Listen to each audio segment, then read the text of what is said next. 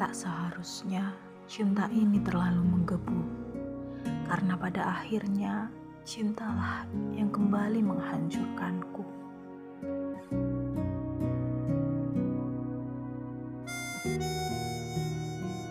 Mas Doni menelponku, entah dari mana aku harus mengatakannya. Baru saja ada wanita dan anaknya datang ke rumahku. Dia mengatakan bahwa dia adalah istrimu. Apakah itu benar, Mas? Aku berharap itu tidak benar. Hati ini berdenyut sangat kencang, menunggu jawaban dari Mas Doni. Istri, sebelumnya saya minta maaf terhadapmu. Sungguh, saya tidak bermaksud menyakiti hatimu. Namun, saya ingin menjelaskannya secara langsung, tidak membicarakan ini melalui telepon. Bagaimana jika kamu menungguku sebentar lagi hingga saya datang ke tempatmu dan menjelaskan semuanya secara langsung? Tidak, Mas. Jawab pertanyaanku sekarang. Aku langsung menyela. Hatiku mulai tidak karuan. Aku ingin cepat-cepat mendapatkan kepastian dari Mas Doni. Astrid, maafkan saya. Saya tidak bermaksud membohongimu. Sejak awal saya ingin mengatakannya padamu, tapi saya rasa semua belum tepat hingga masalahku selesai. Ucap Mas Doni. Mas, tolong jawab, apa benar kamu masih memiliki istri? Aku kembali menyela. Mas Doni lama terdiam. Aku pun semakin kacau. Pikiranku semakin tak karuan, perasaanku semakin tidak enak. Tak lama Mas Doni menjawab, iya, Sela masih menjadi istriku. Seketika aku hancur. Handphone yang kupegang pun jatuh. Seperti sudah tak punya daya. Tubuhku lemas. Kenapa hidupku menyedihkan seperti ini? Ketika aku mencintai seseorang, ada saja rintangan yang menghalangi kami. Tangisku sudah tak bisa kubendung. Aku menangis terseduh-seduh. Air mata ini berkucuran. Tiada hentinya. Begitu sakit hati ini. Aku sudah sangat menyayangi Mas Doni. Selama ini aku sudah percaya seutuhnya padanya. Namun ternyata selama ini dia telah membohongiku. Untuk bersama saling menyayangi, kami membutuhkan waktu yang tidak singkat. Namun, ternyata ada rahasia besar yang tidak aku ketahui. Kenapa aku bodoh sekali sampai tidak menyadari Mas Doni masih memiliki istri? Kenapa Mas Doni begitu tega terhadapku? Dia sudah mengkhianati kepercayaan selama ini. Dia pandai sekali menutupi kebohongannya. Aku semakin berteriak. Bagaimana ini? Apa yang harus aku lakukan sekarang? Untuk mencapai hubungan ini, aku butuh waktu yang panjang. Namun, kenapa jadi seperti ini?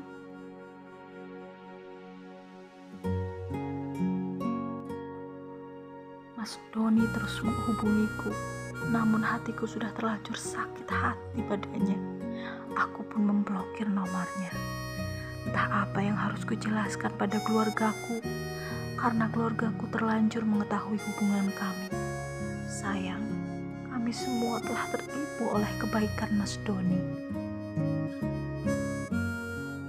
Aku memutuskan untuk mengajukan cuti selama beberapa hari ke kantorku. Aku memutuskan untuk pergi ke suatu tempat untuk menenangkan pikiranku. Aku menitipkan Dika pada neneknya karena aku ingin pergi sendiri. Esoknya aku berangkat ke kota G. Butuh waktu 2 jam untuk ke sana. Sesampainya di sana, aku langsung mencari penginapan. Udara di sini sangat sejuk. Suasana dingin dan pemandangan alam yang begitu indah membuat perasaanku lebih nyaman berada di sini. Aku sangat ingin menenangkan pikiranku dan menghempaskan semua beban dalam diriku.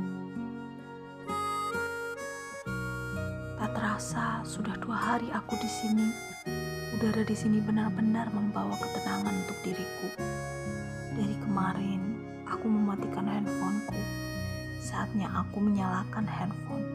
Ternyata banyak sekali pesan masuk, dan ternyata salah satunya dari Mas Doni. Dia menggunakan nomor lain karena nomornya telah aku blokir. Dia mengatakan sudah berada di kotaku dan ingin menemuiku, namun ketika ke rumah aku tidak ada. Aku pun tak peduli lagi dengan Mas Doni ada di mana. Dia sudah membohongiku selama ini. Apa yang dia ucapkan sekarang sulit bagiku untuk mempercayainya kembali. Pagi yang cerah. Hari ini aku jalan-jalan sendiri mengelilingi keindahan kota G. Udara di sini benar-benar dingin. Airnya saja seperti air es. Tapi aku sangat nyaman berada di sini.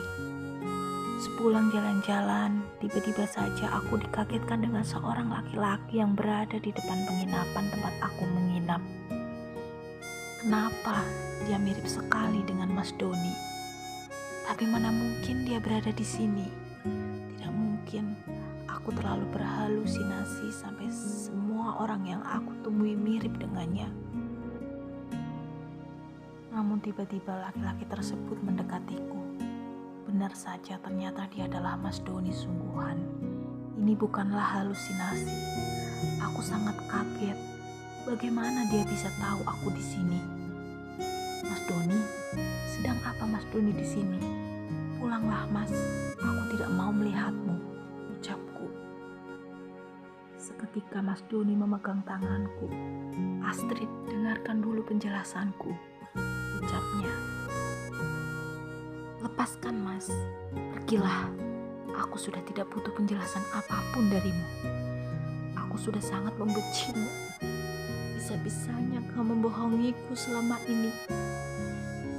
Dan aku pun memutuskan untuk pergi masuk ke dalam kamar. Lalu Mas Doni tetap kekeh untuk memberikan penjelasannya padaku. Saya akan tetap berada di sini menunggumu sampai kamu mendengarkan semua penjelasan saya. Setelah saya menjelaskan semuanya, apapun keputusan kamu, saya akan menerimanya, Astrid, ucapnya. Sambil tersenyum sinis, aku mengatakan, silahkan saja jika kamu kuat berada di sini. Aku tidak akan peduli padamu. Aku pergi dan masuk ke dalam penginapan.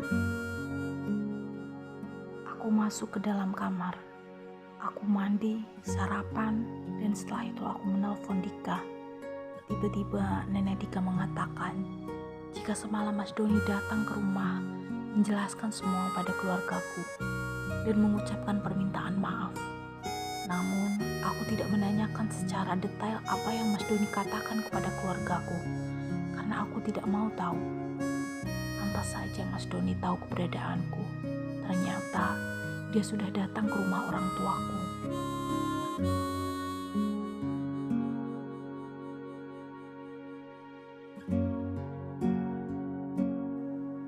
Waktu berlalu, aku pun tertidur.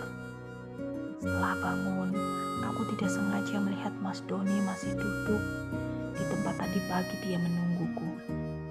Aku pun kaget. Ternyata dia masih kekeh untuk menungguku di sana. Coba saja seberapa kuat kamu menungguku, Mas. Paling sebentar lagi kamu juga pergi. Aku bergumam sendiri. Hari semakin sore, aku sesekali melirik ke arah jendela. Ternyata Mas Doni masih menunggu di sana. Apa dia tidak lelah? Di sana panas, dan apakah dia kelaparan? Sudahlah, biarkan saja. Ini semua tidak ada apa-apanya dibandingkan perbuatannya padaku. Cuaca di sini tidak menentu. Tiba-tiba cuaca mendung sekali. Kabut menyelimuti keindahan alam di sini. Hujan sangat deras membasahi kota ini. Aku melirik ke bawah. Apakah Mas Doni sudah pergi atau masih menunggu di bawah? Namun derasnya hujan serta tebalnya kabut sampai membuatku tidak bisa melihat apa-apa. Sudahlah, dia sudah dewasa, sudah tahu hujan deras seperti ini, pasti dia berteduh, pikirku.